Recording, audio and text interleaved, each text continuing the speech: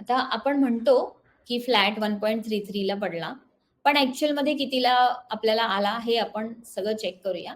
फ्लॅटची cost आली 1.33 CR. Stamp duty 9.31 आले 7%.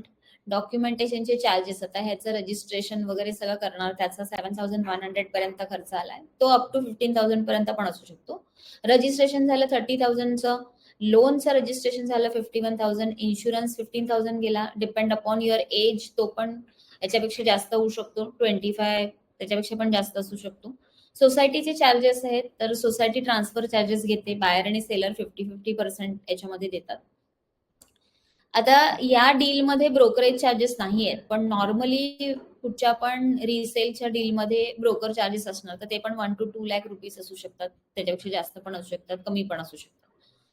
आणि आता ही हातात नुसतं आलीये, तर त्याच्यानंतर त्या प्रॉपर्टीवरती तुम्हाला खर्च आहे. जो लोन आहे, त्या लोनचा इंटरेस्ट तुमचा दर महिन्याला जाणार आहे. त्याच्यानंतर मेंटेनन्स आहे तुमचा. त्याच्यानंतर प्रॉपर्टीचा टॅक्स आहे. सो जेव्हा तुम्ही रिअल इस्टेटमध्ये इन्व्हेस्टमेंट करता, तेव्हा हे सगळे एक्सपेन्सेस तुम्हाला कन्सिडर केले पाहिजे. जे की तुम्ही दुसऱ्या कुठच्या पण इन्स्ट्रुमेंटमध्ये इन्व्हेस्टमेंट केले, जसं एफडीज केले, गव्हर्नमेंट बॉन्ड्स केले, म्युच्युअल फंड्स केले, तर त्याच्यामध्ये तुम्हाला हे इतके ॲडिशनल एक्सपेन्सेस नसतात. Thank you.